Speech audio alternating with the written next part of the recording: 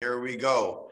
Good evening and welcome to lesson 4 of Journey of the Soul, Where We Go, Heaven and Hell. What a fascinating topic to discuss. Obviously, if we're talking about the journey of the soul, we have to discuss heaven, hell in the afterlife. Before we get into that, we have to quickly show our slide for the sponsor for tonight's class, and the 6-week course, Lake Lawn Metairie Funeral Home and Cemeteries. Thank you so much for your sponsorship for tonight's class and for the entire 6-week course. Yasher Koach, thank you very much. Okay, so in the previous, first of all, good to see you all. Good evening. This is going to be a great class together. I can just feel it. Okay, so over the last few weeks, we've been discussing the journey of the soul. We first began with talking about what is our true identity. Our neshama, our soul, is our true identity. This is who we are, and it is eternal. It is above death, etc., etc. We spoke in lesson 2 about what happens to the soul right when it departs the body, the transitional stages that it goes through, the pain of the transition, etc. Last week, we spoke about what happens to those who are left behind, the mourning, the grief, the pain that is left with the loved ones, and how we go about that properly from a Jewish perspective. And tonight, we're going to discuss heaven and hell. One of the questions as a rabbi, who I get this question all the time. Rabbi, what does the Judaism say about heaven and hell? Is there heaven? Is there hell? Is it anything like I always pictured it to be, or other religions talk about it? Do we believe in it? Do we not believe in it? What does the Torah have to say about this? And if you're interested in that, you are at the right place, because tonight we will discuss exactly that. Now, the question really is, can we, mortal human beings, really comprehend or really know what goes on in the afterlife? I've never been there. It's not like I took a trip to Miami and said, oh, I know, I can tell you about Miami. I can tell you where to go, where not to go, how to park, how to get there, right? I've never been there. So how do we know? So I want to just bring this bring out this idea with a nice parable or analogy, which is also brought out in a cute little video. So please focus on the screen and you'll see a little video. Let's get this, share the sound for video. Let's go play.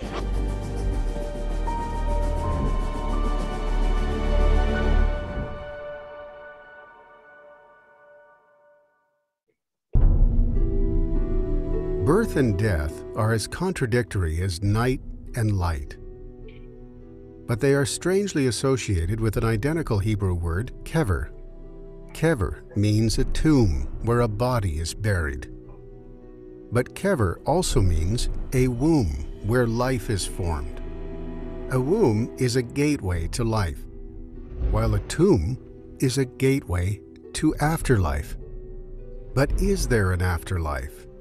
Or does laying a body to rest in a grave mark the absolute end?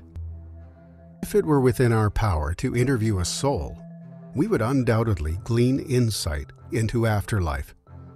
Instead, we have chosen to eavesdrop on a set of twins in their mother's womb to shed some light on the before life. Hey, twin, I'm scared of birth. Why? It's the end of existence. We get ejected. We're finished. I'm also anxious, twin, but I'm not scared. Birth is supposed to be a transition to the real life.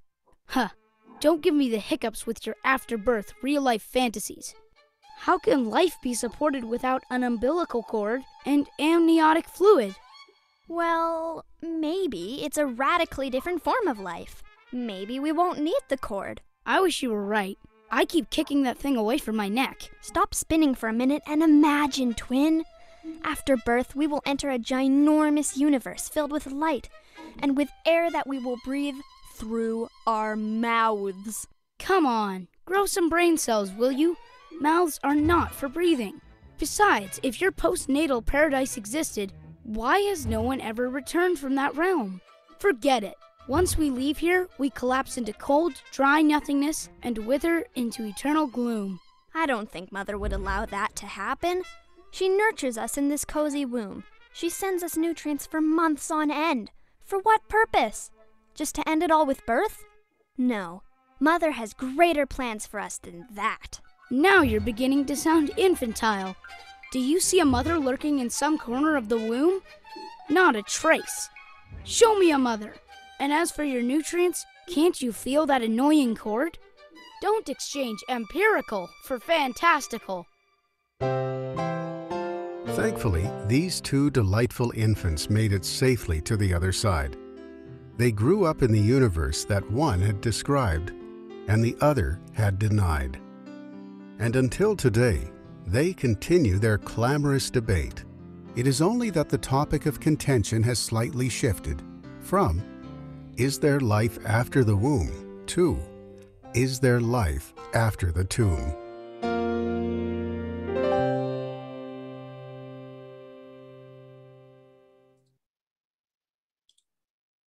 Okay, so essentially it's really the same question, it's the same debate. And just like a fetus in the mother's womb really has no comprehension of a totally new, different reality. It's very hard for it to envision, to imagine a different reality when their present reality is so real. And the same is true with us, talking about the womb and the tomb. We're talking about what happens after death, what happens in heaven or in hell. It's hard for us to fully comprehend, or perhaps it's even impossible to comprehend, what is a whole new reality when our reality is so real. So we'd be forgiven if we were somewhat cynical or skeptical about what happens in the afterlife. However, thank God, we do have a Torah. And the Torah is God's wisdom. And let's take a few moments to study what does the Torah teach us about this new reality, which we have, on our own, really, we can't really know what it is. So let's look at what the Torah has to say about all of this. So what we're going to discuss is, tonight, we're going to discuss the general idea of heaven and hell. We'll talk specifically about hell. We'll talk specifically about heaven. And then we'll talk about some of the things that we could do over here for the souls who have already passed, help them go through their transitional stages up above. And we'll talk about that later tonight. As always, I encourage questions for those who are here in person. For those who are joining on Zoom, you can either write it in the chat. I am going to also set some time, a few minutes during the class, so people can ask questions. And as always, please reach out to me throughout the week. I'd love your emails. I love your phone calls to continue discussing whatever we discuss over here tonight. I hope that everyone has their textbook by now. We do have more textbooks over here. So if you have not received a textbook yet, please reach out to me and we will make sure that you have your textbook in time for next week's class. Okay, so let's talk about heaven, hell from a Jewish perspective. What is heaven? What is hell? And commonly we imagine or we think of heaven and hell like two distinct places. When we think of hell, what do we think of? What is the one word that comes to mind when we think of hell? If you'd like to unmute yourself for a moment, what is one word that comes to mind when you think of hell? Ish. Evil. Sorry? Evil. Fire. Fire. Okay. Burning in hell. Burning in hell. Okay, right? What else? Do we Devil. Jail. Yeah. Okay. Evil. Punishment. I'm sorry, Jonathan? Punishment. Punishment. A lot of us said punishment. Some of you said fire, dark, red, painful, torture. These are a lot of words that are associated with hell. I see in the chat over here, we have hot, fire, red, horns. Okay, right? These are words that we associate with hell. You know the story where there was the synagogue sisterhood. Women from the synagogue sisterhood were driving down the I-10, and there was about 30 or 40 of them in the bus, and they collide, and there's a terrible, terrible accident, and they all die. They come up there to heaven, and they say, listen, you were righteous women, you were involved in the synagogue sisterhood, you have done so much for the community, you're all going straight to heaven. However, we got to prepare the beds. It's not, your rooms aren't prepared yet. Why don't you step into hell over here for just a few minutes while we get you prepared for heaven? Well, the angels come back and they come into hell, they don't recognize it. In the short few minutes that the sisterhood women were there, they already had a fundraiser and they already installed air conditioners.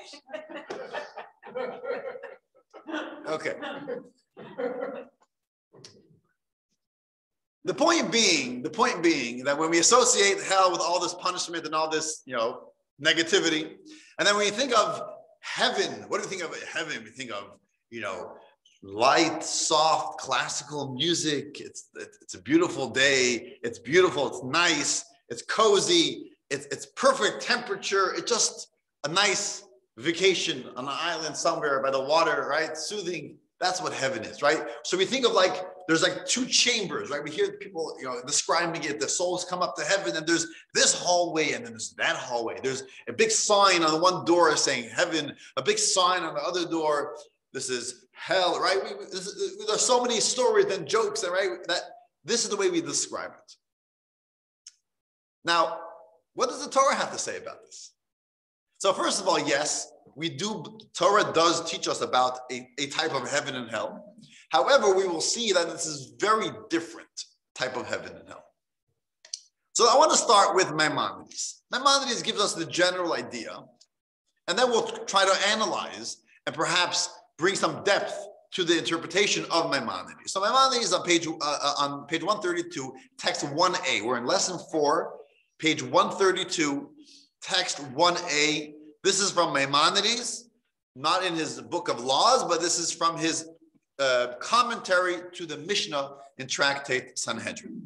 And he talks over here about 13 principles of faith. You may be aware of this. Some have accustomed to actually read this every day during the morning services. 13 principles of the Jewish faith. What is the 11th principle of faith? The 11th is that God, blessed be He, rewards those who observe the commandments of the Torah and punishes those who transgress its prohibitions. So reward and punishment. What type of punishment is this? Or what type of reward is this? When does this happen? While we're living here on planet Earth. So he continues in text 1b. This is the same Maimonides. He says, the greatest reward is the pleasure of the world to come. The strongest punishment is to be cut off in the world to come. So we see here already that Maimonides talks about this world to come, some type of pleasure, some type of reward for our actions. Down here is we go to heaven. We have a world to come, some type of reward and punishment. The lack of that is what Judaism believes in, right? Now, so, if you read this superficially, okay, there's heaven, and then there's the lack of heaven, and we could call it hell. But I want to introduce an interpretation which is quoted by Rabbi Menachem Rocanti. Rabbi Rocanti was a rabbi, he was a Kabbalist in Italy, an Italian rabbi, in the beginning of the 14th century, at the turn of the century. And he writes an interpretation, which I don't think is unique to his interpretation. We're quoting him, but this is an interpretation which is found in many writings in Jewish thought. And he develops a big idea, a new perspective to heaven and hell. And what he says is We have it all wrong. Reward and punishment is not something external to our actions. Reward and punishment is a direct, natural consequence of our actions. In other words, there's a big fire. I place my hand in the fire. What happens to my hand? It gets burnt. Was I punished? Ooh, God punished me. I put my hand in the fire and it got burnt. It's not a punishment. It's a natural consequence. You put your hand in a hot place. If you touch the toaster oven, you're going to get burnt. It's hot, right? It's a natural outcome of what you did. Rokanti says this is the same thing with heaven and hell. It's not a place. I'm going to heaven. I'm going to hell. It's a natural outcome. It's a consequence of our actions while living here. The effect of our actions while living here is experienced by the soul after they pass away. And we kind of create our own heaven and hell. I want to read this inside in text 2 on page 134. Do not consider the punishments described in the Torah as comparable to penalties a person incurs for disobeying the decree of a mortal king. Not at all. Rather, they are completely natural consequences. For one who fails to observe a Torah commandment is denied the good that naturally results from its observance. It is comparable to one who fails to sow his field and therefore cannot reap a harvest, or one who fails to wear clothes and is then cold. It is as natural a consequence as the warmth provided by fire, the wetness of water, and the satiation of bread. In the same way, it is the nature of each mitzvah to provide a positive consequence that are promised for its observance, or the negative consequence that are stated regarding its transgression. To paraphrase, I'm hungry. I want food. I want a tomato. I want a cucumber. I have two paths, two methods of how to obtain a tomato, right? Method number one is get a job. My mother always told me that. Get a job, of course, right? You get a job, whatever the job is. It could be a taxi driver, it could be a school teacher, it could be a rabbi, it could be a doctor, it could be a lawyer, it could be a businessman, it could be whatever the job, a paying job. Get a job that pays you money. You take the money, you buy a tomato. You're able to eat. You don't starve. That's option number one. Option number two is, I've never done this before, but you plant a tomato seed, you reap, you harvest, and you have a tomato, right? Two ways of obtaining a tomato. What is the difference? What is the connection between the tomato, the money, and the job? Is there any intrinsic connection? No, it's arbitrary, right? I could work and not make money. I could have money and not buy food, right? I could waste my money. Some people have money and they still starve, right? It's not that if you have money, you have food. You have to take the money and buy food. However, the connection between sowing, reaping, and the food and the vegetables is an intrinsic connection. One is a natural outcome is, if I do A, I'll have B, which will bring me to C. So this is what the Rakanti is saying. Heaven and hell is really up to me. It's a direct outcome of the life that I lived.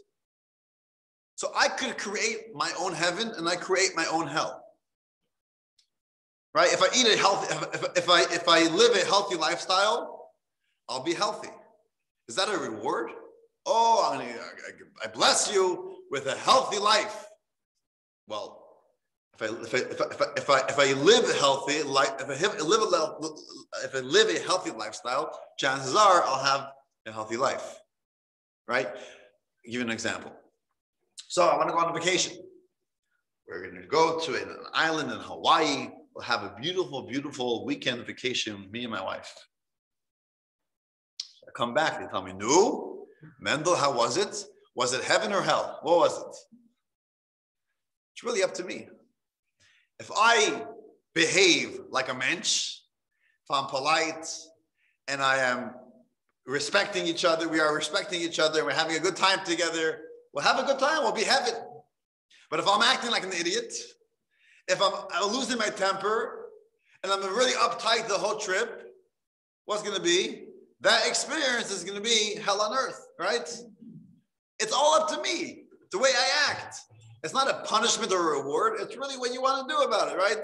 It's like when I went to camp, you always have those kids, those bunks who are always misbehaving, right? And always being punished, or missing this trip and then missing that prize and that activity. Then you have those bunks which are just doing what they have to do, right? And I know when I was in camp, our counselors always would tell us, camp was designed to have a fun time. If you follow the rules, you'll have a fun time. And if not, you'll be miserable because you'll lose out on all the fun activities, right? It's not being punished. It's not being rewarded. This is just a natural consequence for our own actions. So in other words, when we talk about what the Jewish take on heaven and hell, it's not a sign on one door. This destination is heaven and this destination is hell. We take your soul, bring it to hell. We take your soul, we bring it to heaven. It's customized. It's personalized. It's the heaven that we create. That is heaven and hell. God isn't punishing us. We are punishing ourselves, so to say, right? It's a natural outcome to our actions. And that's why, by the way, this is one of the principles of faith, because it expresses the belief that our actions have intrinsic value. Everything that we do has an outcome that we only experience years later. So that is the general concept of heaven and hell. So yes, we do believe in heaven and hell. It's a little bit different. It's a consequence, it's an outcome from our own actions. So let's talk about hell first. Then we'll talk about heaven. The reason why I'm talking about hell first, because that's in chronological order. First we go to hell, then we go to heaven. What do I mean by that? So to better have a better understanding of what exactly is hell. So first of all, in Judaism, we don't really use the word hell. We use the word Gehenna. Have you heard the word before? Gehenna. Gehenna is a Hebrew word. There's different discussion of what's the origin of the word. Perhaps it's referring to a certain valley in Jerusalem where they would kill people over there. So it's like kind of not that we're referring to that geographical location, but the idea of being punished, etc. Gehenna. But that's not important, the word Gehenna. But this is the term used because Gehenna is very different to the way we understand hell. But I want to open with a story. And I think the story that the Talmud brings down will kind of shed some light to the way we understand hell and heaven. So there's a great rabbi, and his name was Elisha. Okay, now Elisha is one of the prophets, right? It's a famous Jewish name. It's a biblical name, but this wasn't the prophet Elisha. This was the sage Elisha. Elisha was living about 2,000 years ago, towards the end of the Second Temple in Jerusalem, for a frame of reference. And he was a genius. He was a great sage, a righteous person. He taught Torah. He had disciples. He had a following.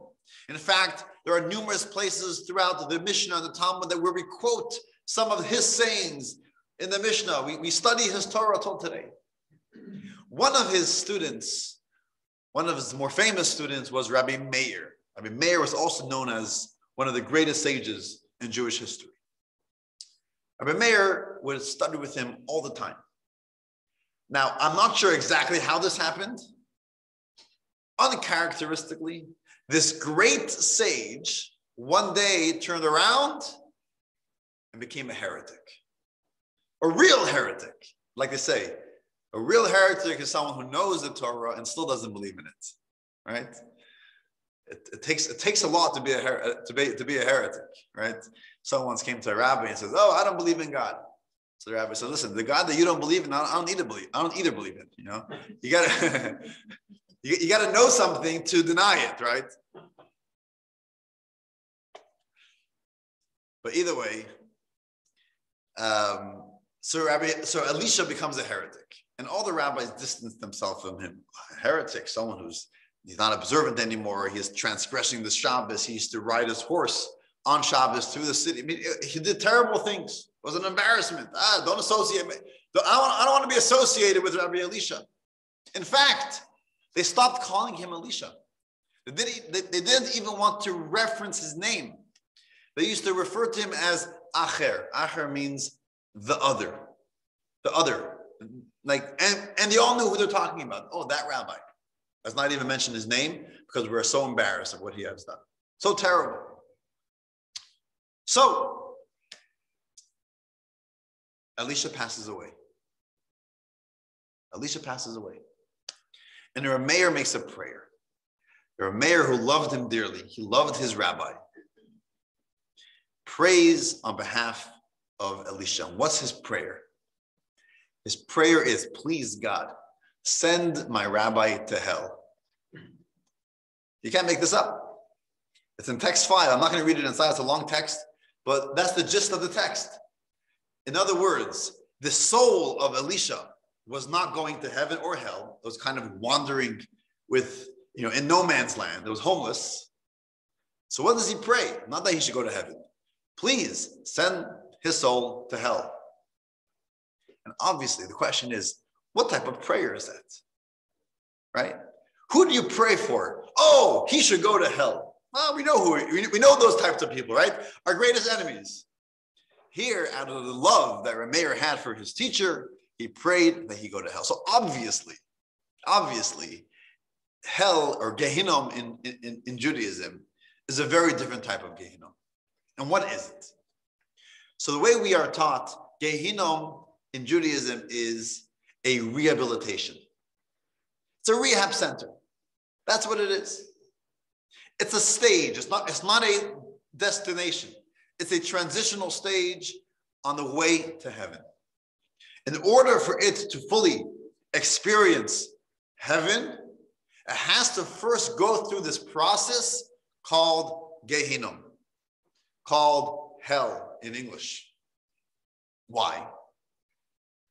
The soul is godly. The soul is spiritual. As we spoke in previous weeks, it pre-exists. The birth. It lived up there in heaven, close to God.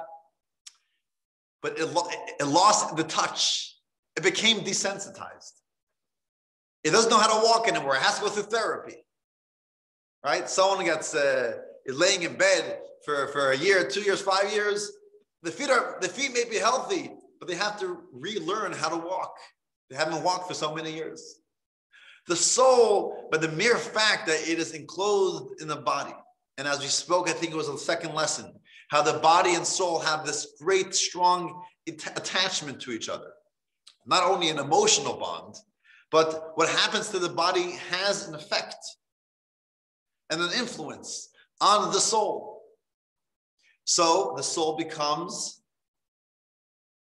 coarse. It becomes desensitized to spirituality. And especially if we have done negative activities, negative actions, if we have sinned, and no one's perfect, right? We're not judging over here. We're saying the fact that we're living, we all make mistakes, we all have our shortcomings, and every time we do something wrong, it has a negative effect on the neshama, on the soul. So after years of living the life that we live here on planet Earth, in order for the soul to once again have the capacity to experience God in heaven, it has to first go through a process, a rehabilitation, a therapy. And sometimes therapy can be rigorous, it can be difficult, it could be painful. It's not always easy. More often than not, it's difficult, it's painful. No pain, no gain, right? That's the way to do it. And that is the idea of hell. And that is why Rabbi Meir was praying for his teacher, please, at least let him go to hell. Because if he doesn't go to hell, we're not even beginning the process. Someone who's addicted to something, right? Someone's addicted to, let's say, to alcohol, right?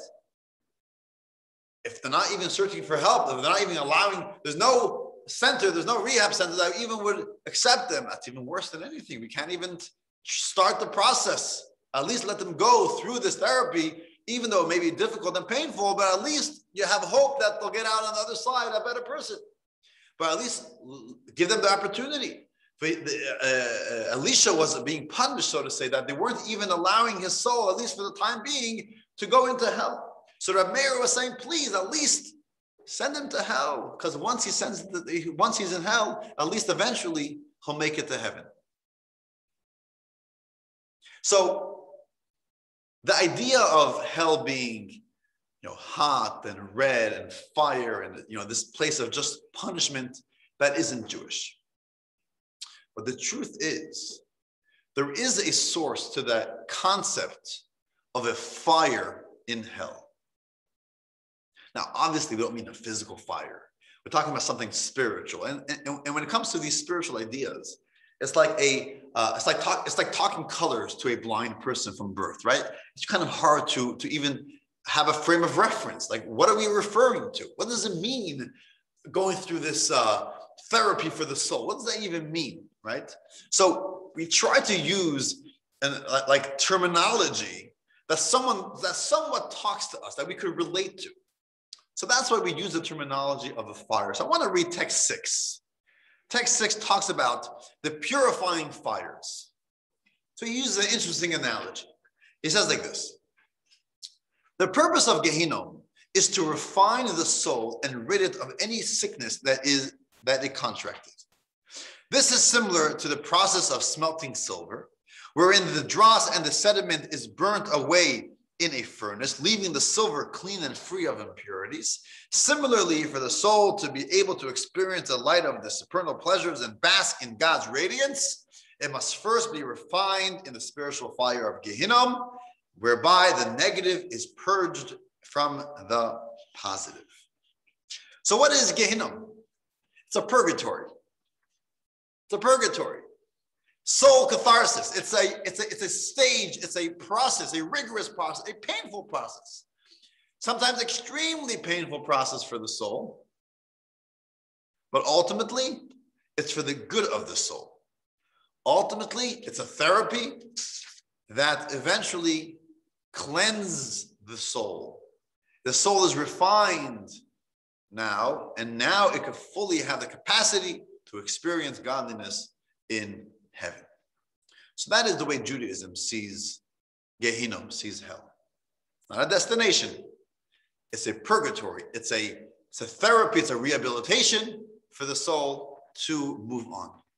How long does this take? It's not eternal. There's no concept of eternal damnation. That's not Jewish. In fact, any word associated with eternal and hell is not Jewish, because there is no eternal hell. It's always a process. There's a start, there's a beginning, and then there's an end. How long am I going to be here for? We'll give you a date. There's no just forever. Let's do therapy for the rest of your life. No. You come in and you come out.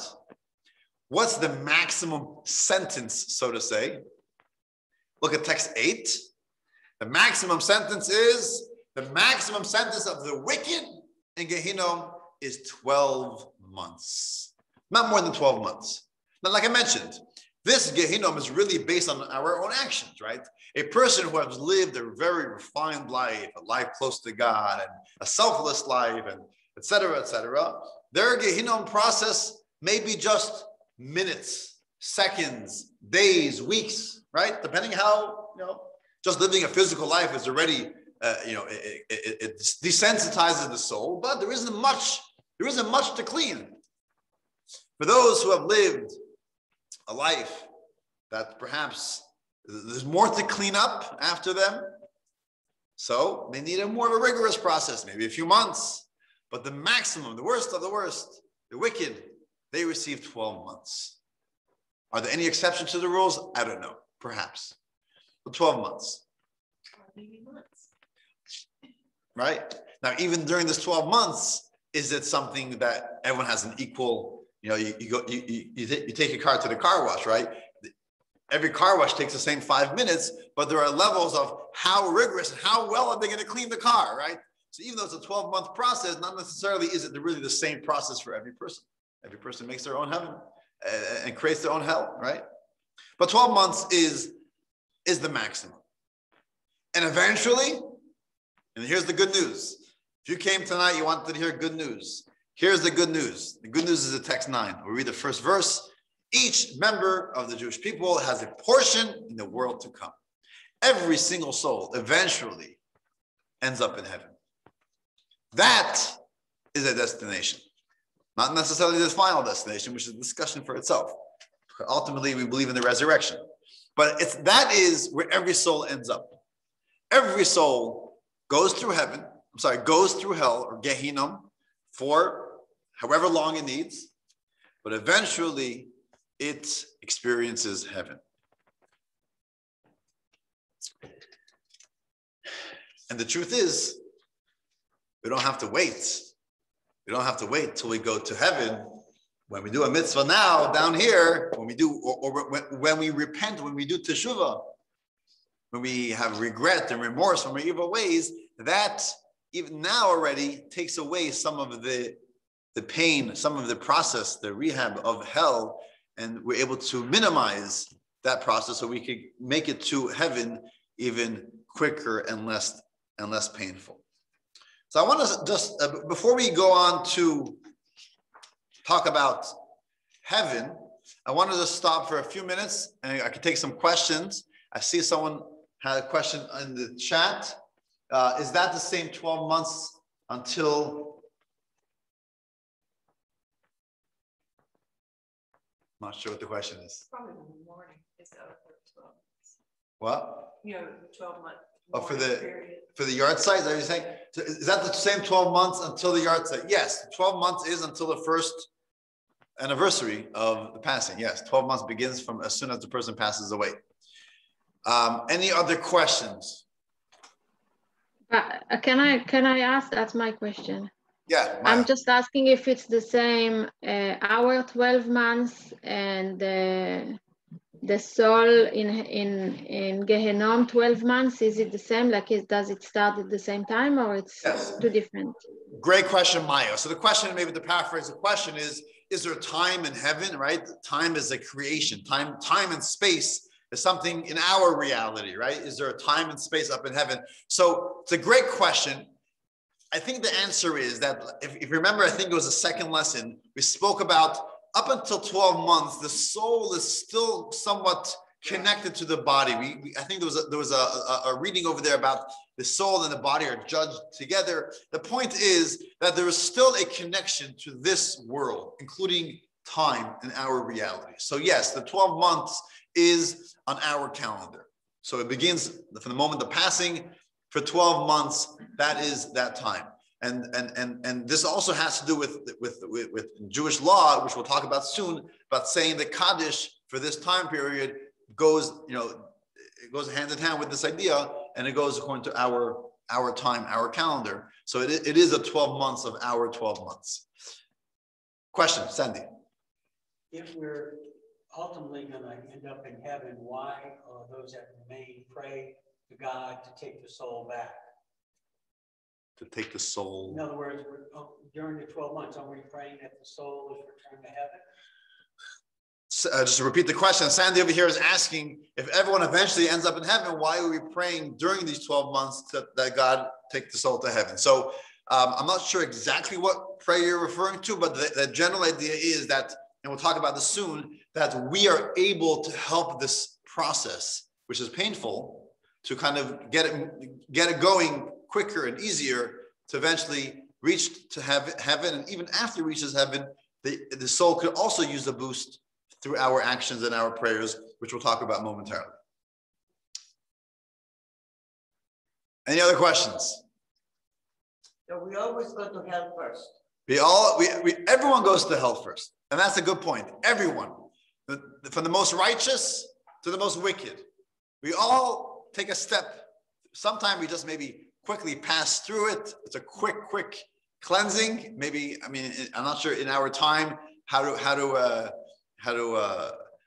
but it's something that every soul, the mere fact that the soul has been in a physical body, it needs some type of cleansing. But again, if it's a really righteous person, a God-fearing person, a person who lived a selfless life, then it's maybe seconds or minutes, right? Or days, right? If it's a wicked person, it's 12 months, and then it's any time in between. It's a cleansing. It's a cleansing period, exactly. You take your ring to be cleaned. Well, it depends how dirty it is, right? If it's a nice, beautiful, shining ring, it's just a quick wipe. There you go. You have it back. You're ready for your anniversary party. But if perhaps it's something that's been dirty and been scratched or whatever, it might take a few days. It might take some more time to get it clean. Maybe use certain lotions or there's certain chemicals to bring out the best of it. So it's really depending on the life that we lived here. Like I said earlier, it's really customized it's a consequence of our own actions. So if we lived a good life, our hell is minimal. If we lived a life which needs a lot of cleaning up, then that itself is our hell, which could be very, very difficult and shameful sometimes to be shown your own life and to see what you have done to yourself, and you kind of something you look back at yourself and say, wow, how have I done this, and that itself could be the therapy to move on to change, etc. Is it a painful process? It is. Yes. The answer is yes. Painful in terms of soul, pain for the soul. I'm not sure if it's painful as like it feels like my hands would cut off, right? That's very physical pain. I'm not sure what I mean, but yes, it is painful for the soul. And that's why we do pray to alleviate some of the pain, and we try to help the soul go through this. Again, whatever that means in the reality of the soul, but yes, it is painful for the soul. It could be painful for the soul. Who inflicts that pain? Or where does that pain come from? It's a natural pain. It's a pain that was created by ourselves. Like I mentioned briefly, the idea of you go through a therapy and then you kind of look at your own life and you see your mistakes. You got to confront it. That's very. And I ask because everybody has and you asked the question in the beginning, what do you think of hell? Evil or horns or fire, so we have that concept of what the world has classified or attached evil or hell as, so, and that's why I asked, because is it really that, or is it really, painful because of the consequences and sad because of what we did in our past, and, we try to we go through that process where it hurts the soul because the soul, I guess, in its rehabilitation sees the bad or, what it did when it wasn't supposed to do. Right. Because it's good and it goes to heaven. So exactly. So there is good to it and there's bad to it, meaning bad is all relative. Is going through a painful therapy good or bad? Well, it's painful, but ultimately, and therefore it's bad, but ultimately it's good because you're doing it for a reason to be better, right? To change, to be refined. So the same is true in the reality of the soul. It's going through this rehabilitation, which is painful for the soul. It is painful for the soul. And the reason why we associate fire, I'm not answering for the general idea of associating fire and all that with hell, but even in this analogy that we read in, I think it was text 6, that the idea of a purifying fire. So maybe it's not like the fire being burnt up or being punished, but fire as a cleansing tool that it cleans. It cleans. So sometimes when there's pain, that's when there's gain, right? When if you're ever working out, right? How many weights, how long should I be jogging for? The moment you start feeling a little pain, you know you did enough, right? You push yourself. Even if not, then you're not really working out, right? It's easy. So when there's pain, that is associated also with change, with being accomplishing something, right? So that is perhaps why we do associate some pain on the soul level to this process of going through hell. I hope I answered your question. I want to move on. Oh, one last question, Jonathan, and then we'll move on, and then we'll take questions later. Yes, Jonathan. Well, perhaps this perspective is about helping those folks who didn't die, so that adds purpose to the mourning.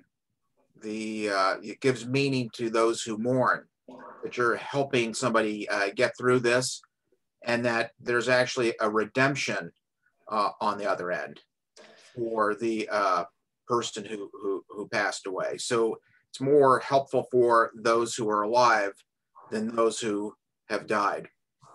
You are right on, Jonathan. And we will talk about what we could do for those who have our loved ones who have passed, what we could do to kind of help their soul going through this process. Yes, most definitely has a strong influence on those who are left behind.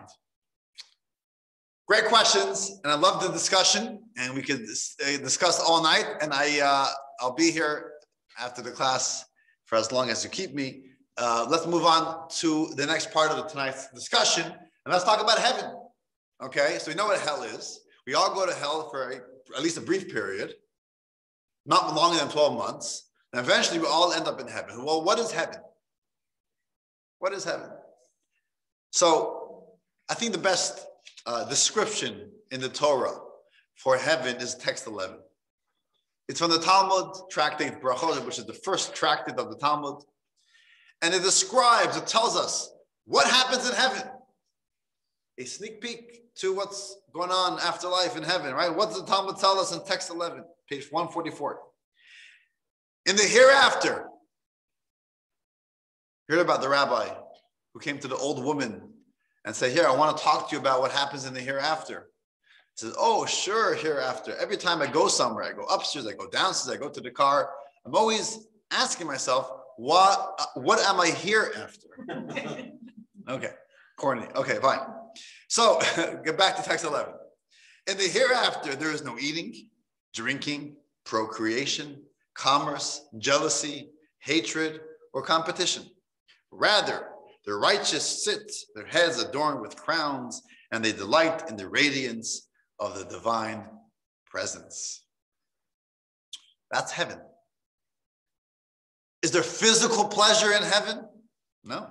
No eating, no drinking, no procreation, no commerce, right?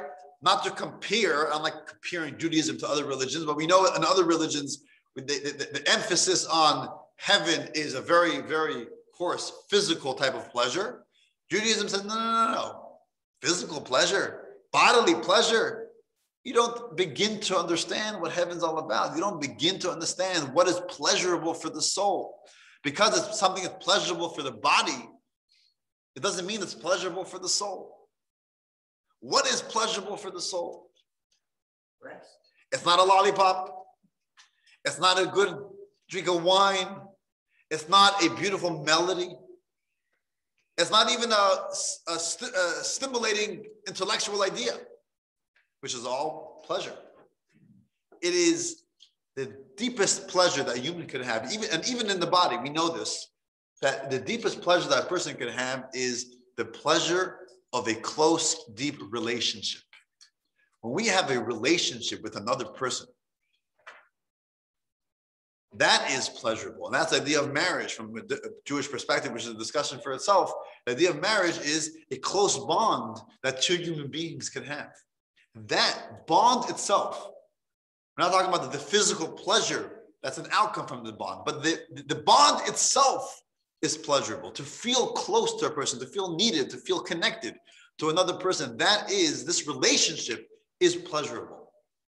Take that and times it 10,000 times is the pleasure that the soul has with this relationship, this connection, this bond that it has with God. And that, my friends, is heaven. What is heaven? Heaven is the pleasure that the soul experiences to be connected, to feel a deep relationship, a two-way relationship with the soul and God. For us, well, what does that mean to say? It sounds maybe a little boring. It sounds like I'm sitting in a quiet library and just, no. For the soul, that is pleasurable. This connection with God. You know, every time we do a mitzvah today, when we do a godly act, we are connecting with God. But the issue that some may have is that this connection, this relationship, sometimes feels like a one-sided relationship. And we all know we don't like one-sided relationships. You know, sometimes you're after someone, you want to have this relationship with them, and then you're kind of getting the cold shoulder. It doesn't feel good, right? You don't want a one-sided relationship. You want two-sided. You want, give and take. You want to get some feedback, right? You send a letter, you want to get a letter in return. I'm sorry, you send a text, you want a text in return, right? You want this back and forth. You want this two-sided, right? And when we do a mitzvah, a good deed, it's almost like we feel like we're sending God a letter, but we don't get anything in return. It's one-sided. Well, when do we see the return? That is heaven.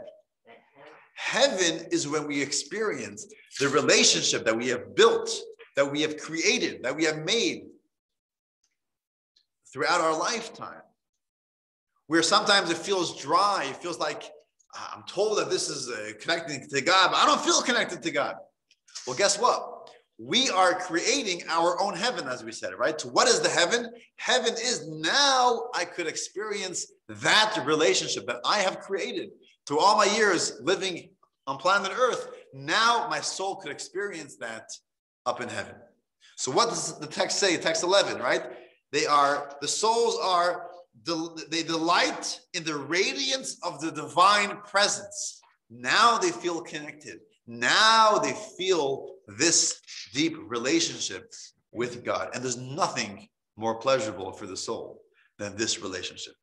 So we create this. This is literally a natural consequence of our actions. The more we nurture this relationship down here, that is our heaven up above.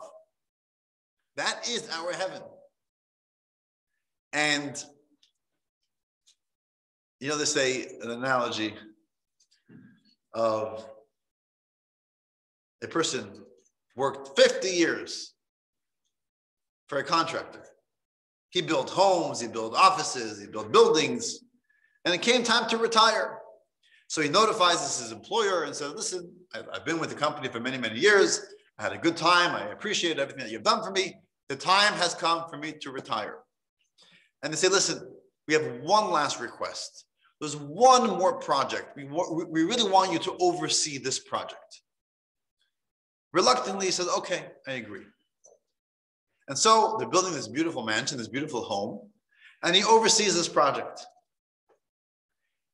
They build a home, and when they're done, he goes to the employer's office, knocks on the door, and said, okay, I've done this last project for you. I've overseen the building of this house. Now I'm ready to retire. And the employer pulls out from his drawer the keys to the house and says, listen, that house that we just built, it's yours. I hope you did a good job with overseeing the house. Oh, the house that we have is the house that we oversaw. If we cut corners, if we made some mistakes, that's the house we're going to live in. If we made sure that it's a proper built house, that's the house we're going to live in. That is our heaven. If we've done many, many good deeds living this life here on earth, that is our heaven. We're going to have that relationship with God.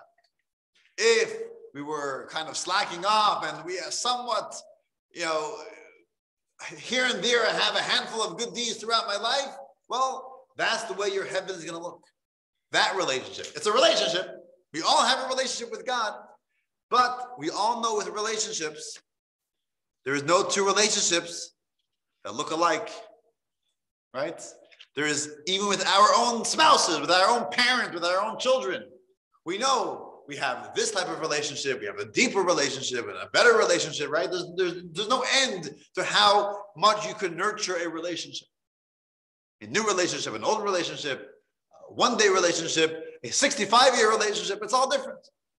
And our relationship with God is the same way. So even the heaven, we can't compare one person's heaven to another person's heaven. So in Kabbalah, we talk about different levels of heaven, closer to God, further from God. This is the idea. The idea is how deep of a relationship, how deep of a connection, or how revealed of a connection does our soul experience up in heaven with God. And that is our heaven. So to mention what Jonathan pointed out earlier, is that according to this understanding, it's basically set in stone. Our soul goes up to heaven. It goes through the process of the rehabilitation of Gehenna, and then it goes into heaven. It experiences heaven. It experiences the outcome of its life here on earth, and now it has this relationship with God. But it can't really make any changes. It's there. It's done. It's like the plane takes off. It's already all computerized, exactly where the plane should fly, higher, lower, turn, slow down. Everything is already computed. It's all there. It's autopilot. So too, the soul goes up to heaven and has this relationship, perhaps better days, not such a good day, but it's already pre-planned. It cannot make a quantum leap. It cannot make any major changes. It cannot fully nurture this relationship to have a deeper relationship. The hands are tied. It's on its own. It's floating. But we have a remote control. Who has the remote control? Those who remain behind. The children, specifically, but more generally, all friends. When we say a prayer, when we do a good deed, having in mind this deceased, this person's soul, it has a very strong effect on the soul.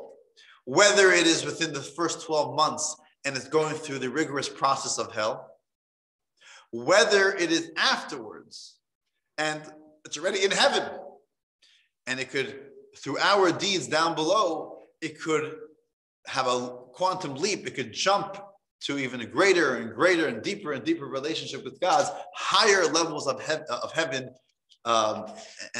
something that it cannot accomplish on its own, but it could accomplish. We could help the soul accomplish that through our deeds below. And the interesting idea, we actually find that the children have more of a natural connection to the parents, so any of their good deeds, whether they are conscious of it or not, helps the soul of a parent. When it comes to loved ones and friends, it's when they specifically have in mind, this good deed is going to be in memory of this person, then that good deed is like a boost of energy to that soul, and it helps the soul wherever it is, in whichever stage it is in. Also, once a year, on the day of the yahrzeit, the anniversary of its passing, is another time when the soul is it's open for help. It's very much revealed, and it's very much connected, and feels its connection with those who remain below, even years after they pass away. So that is really a good time to do something in their memory. So I want to go to page 147. Now, I'm not sure if all of you have textbooks, so I want to maybe share this on the screen so we could go through this together. Figure 4.2 and 4.3, some things, suggested things that we do, or different customs that we do in memory of someone who passes away, things that we do throughout the year, and figure 4.3, the different things that we do specifically on a yahrzeit. Okay, so you can look inside page 147, or you can follow the screen. I'm sharing the screen over here. And that is, first of all, and this is in general, not a yard site specifically, different customs that we do to help boost the soul through hell and through heaven. Donate to charity, helping others, giving to charity, especially in the first year after passing. Either donate once or donate daily. If someone's giving, let's say, $365 to charity in someone's memory, so they break it down for $1 a day. So now you did 365 separate mitzvahs, right? Some organizations, like here at Chabad, we have a Chai Club, right? Chai Club is like a monthly donation. And I tell some people, you know what? You want to give X amount of money a year? Why don't you break it down in 12 and give the same amount once a month? So instead of one mitzvah, you did 12 mitzvahs, right? And each mitzvah, it's not the quantity, it's the quality, right? So it has that power. Women specifically give charity before lighting candles on Friday evening. Attend a Yizkor service and pledge to give charity in memory of the deceased about 4 or 5 times a year on certain holidays. We say a special service, a memorial service, a Yizkor service for those who passed away. That's obviously an important time to come to synagogue and say this prayer and to pledge charity in their honor. Study Torah in their honor. Provide financial support to Torah students and scholars or institutions of Torah study and education. In other words, if someone is not able to study themselves, to finance others to study or sponsor a Torah class is in the same idea.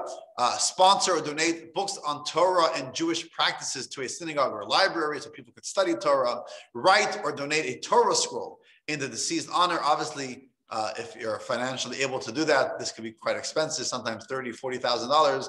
But there are many families who the family together puts together a Torah scroll written specifically in memory of the deceased. In fact, I have an aunt who passed away about 2 years ago now, and just in a few weeks we're having a Torah dedication in her memory. So that's something that the family put together. We all, all the cousins and everyone got together and sponsored a Torah in her memory. Over here at Chabad, Rabbi Nemes, when his parent passed away a number of years ago, the family also sponsored a Torah. So one of the Torahs that we have over here is a memory of Rabbi Nemes's mother and father who passed away within 1 year. Certain customs that we do on the yard site itself. So first of all, we have light a 24-hour yard site candle. We have a candle lit for the 24 hours, starting from the evening, going through the entire day. A candle, a flame is compared, the neshama, the soul is compared to a flame. So we light a candle on the day of the yard site. Recite the Kaddish during all days prayer. If possible, lead the congregational prayer. We'll get back to the Kaddish in a moment. Visit the grave and recite chapters of Psalms. Donate to charity. Again, this is specifically on the day of the yard site. Study Torah, especially Mishnah.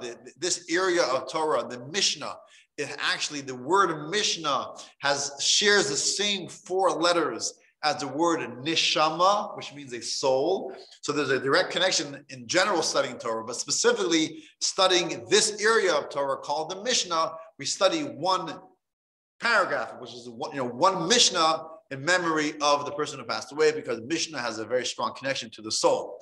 For those who are in shul, we receive an aliyah. We get called up to the Torah on the day of the yard site or the Shabbat before. We sponsor a Kaddish lunch for the community in memory of the person who passed away, and we convene a gathering of relatives and friends to commemorate the deceased and discuss and learn from the deceased good deeds. This is not only during Shiva, but throughout. Years later, it's always a good time. 20 years later, my mother passed away 25 years ago. Okay, tell me about your mother. Let's talk about her life. What can we learn from her life, etc., etc. Always to be done. It's a nice thing to be done on the yard site itself. We're going to talk about the Kaddish in a moment, but again, I want to open it to questions. If anyone has some brief questions that are directly related to what we have spoken thus far. Any questions?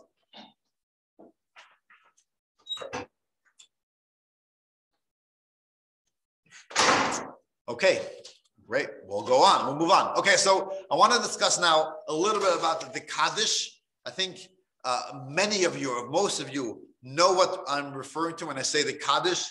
Perhaps some of you are not familiar with the Kaddish. Kaddish is perhaps one of the most famous prayers in Jewish tradition. And Kaddish means to sanctify. You might have heard the word Kiddush, to sanctify. And it is a prayer that is said by the mourners from the time of burial. At the burial, we do it, and throughout the 11 months, the first 11 months, mourners, like we said, the first degree mourners, right, say the Kaddish prayer. It's a short prayer. It's in every siddur. It's in text 13 over here in the book. It's a prayer that we say in memory of the person who passed away. And ideally, we say this for the full 11 months. In Jewish tradition, we pray 3 times a day, morning, afternoon, and evening. So if someone's able to come to synagogue 3 times a day for 11 months and say the Kaddish at every single prayer, that is the best thing to do. I know, obviously, it's difficult for most people to make that commitment. And there are many organizations in Israel and in other places where you could pay a couple of bucks and you pay someone who does go to synagogue 3 times a day, and they will say the Kaddish for your loved one. They'll have in mind this person. They'll have the name down in their siddur, and they will say the Kaddish for you. We do this all the time here in the community. It's obviously hard for people to make that commitment to come every time, every day. We send the money to Israel, and there's someone saying the Kaddish for the person. This Kaddish is said only if there's a minyan present. So we don't say it at home. During COVID, it's kind of hard, but we say it only in a synagogue with a minyan, or obviously during Shiva, if there's a minyan by the Shiva. And like I mentioned, it's said for 11 months. Now, why 11 months? Right? We said there's a 12-month process, the 12-month of the maximum sentence of hell. Why 11 months? Because if you notice, we said that the wicked, they receive 12 months. Now, I hope that my parent is not from the wicked. So in order to express that idea that, my mother, my grandmother, she's not there for 12 months, right? So that's why we say for 11 months. Now, even if my loved one was a righteous person, and I'm hoping that way before 11 months, they're already in heaven, nevertheless, we're all equal. And that is the custom, that we don't say, every person decides how righteous their parent was, and then that's how long I'm going to say Kaddish for. We say it for 11 months. We all Jews do the same thing. For 11 months, we say the Kaddish, and we are safe. We hope that after 11 months, our loved ones are in heaven. And then every year on the yahrzeit, again, we say the Kaddish on that day. We observe the yahrzeit for the Jewish people on the Jewish calendar, and that is the time, the night, the morning, and the evening, and afternoon. That is when we say the Kaddish. So that is a little bit about the Kaddish, and a little about what we could do down here, what we could do for our loved ones and help them going through this process of the hell, of heaven, even in heaven itself, to help them go up higher and higher, closer and closer, a deeper and deeper connection with God through our actions down here, something that they don't have those tools now. They only had it while they lived here, but once they pass away, their hands are tied, and we could be their hands, we could be their feet, we could be the ones to give them that boost that they perhaps need.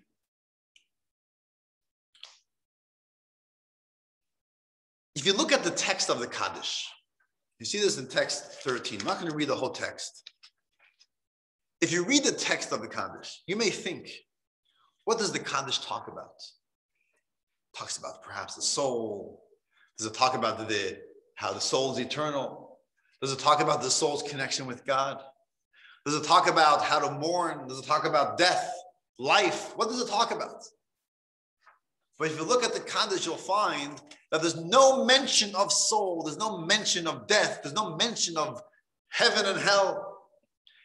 It talks about sanctifying God's name, that God's name should be sanctified throughout all the worlds, etc., etc. That's what the Kaddish is all about. And sometimes when people read this, they kind of get surprised. It says, really? this is what the Kaddish is all about. I thought it's something about grieving, something about passing away, something about afterlife, right?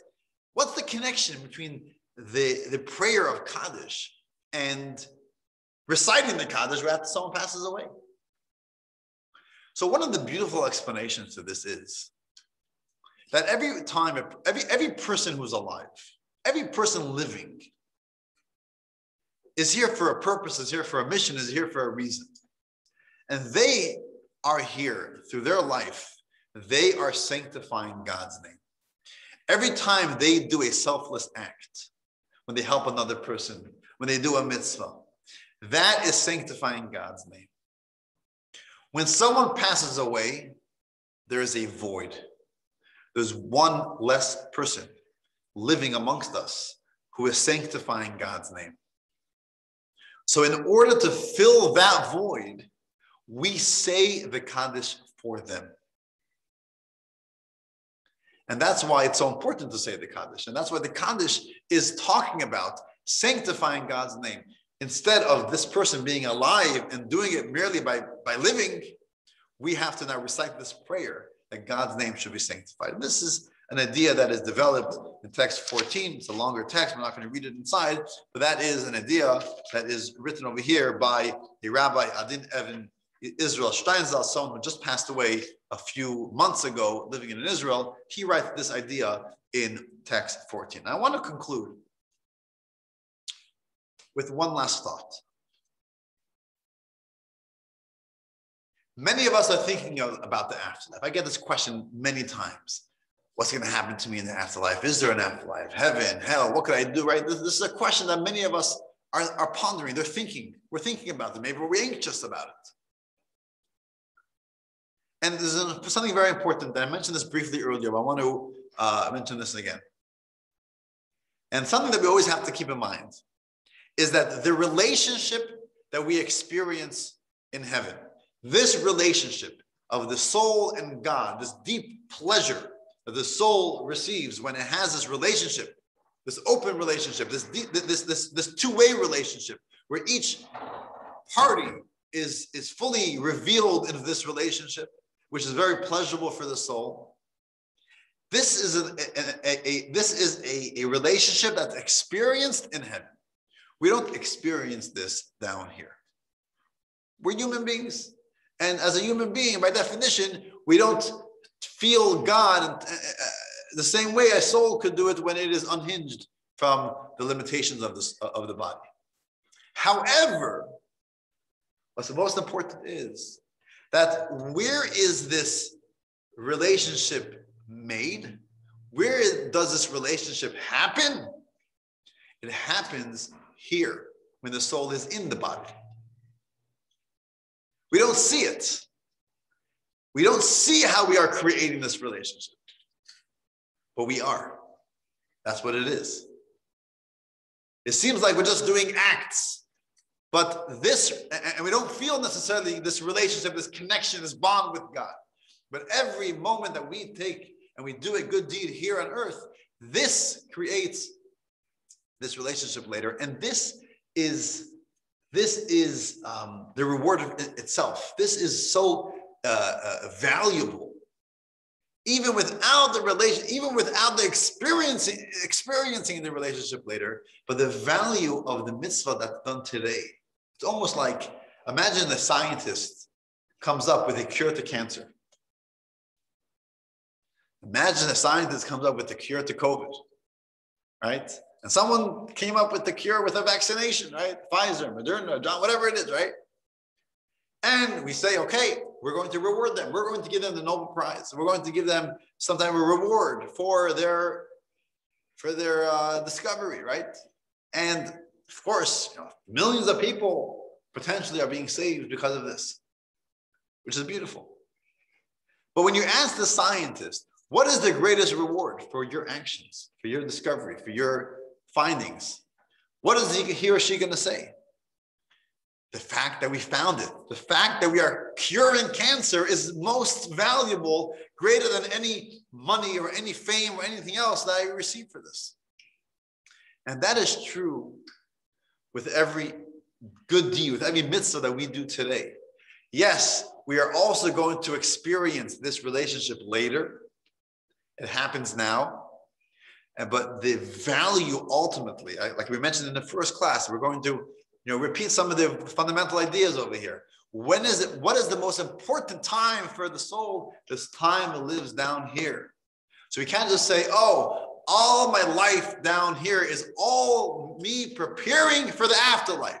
I'm preparing myself for this great pleasure that my soul is going to experience in heaven. Yes, your soul will experience great pleasure in heaven. But that's not the why.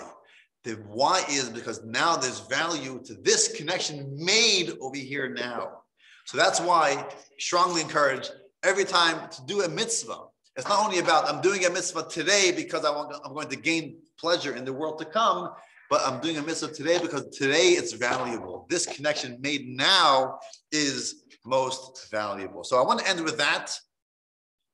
And this is basically the end of tonight's discussion. We spoke about the general idea of heaven and hell, which is a consequence of our actions. We spoke about hell being a rehabilitation center. We spoke about heaven being a time where we experience this relationship we have that we created through our lifetime with God. And we spoke about what we can do here, those who have left behind, to help the soul go through this process. General ideas that we can do, specific ideas on the yahrzeit itself, and ultimately, what's most important is not to work now in order to experience a relationship, a pleasure up in heaven, but because now it is where it is most valuable and where it really counts. Next week, same place, same time, Tuesday evening, we will discuss another fascinating topic, and that is reincarnation. How does that fit in with Jewish thought? How does it fit in with heaven and hell? Has my soul been here before? Has it been recycled? Will my soul return after I pass away? These are questions that we got to go to the mystics to find out what Judaism teaches us about this topic. So reincarnation is next week. We will discuss it. Thursday evening, this Thursday, March 4th, we are having Rabbi Doran Kornbluth not coming physically, but coming on our Zoom for our community. And we'll talk about burial versus cremation. Obviously, some of the topics we have discussed during this course, but obviously an extended to expound on this topic. He is a world-renowned speaker specifically on this topic. So I encourage you, there's no charge, just sign up. If you haven't seen the email, please text me. I'm happy to give you the information. It's jewishlouisiana.com/Kornbluth, and you can sign up. Either way, hope to see you next week. If you have any questions, I am here for as long as you keep me. Thank you so much for joining.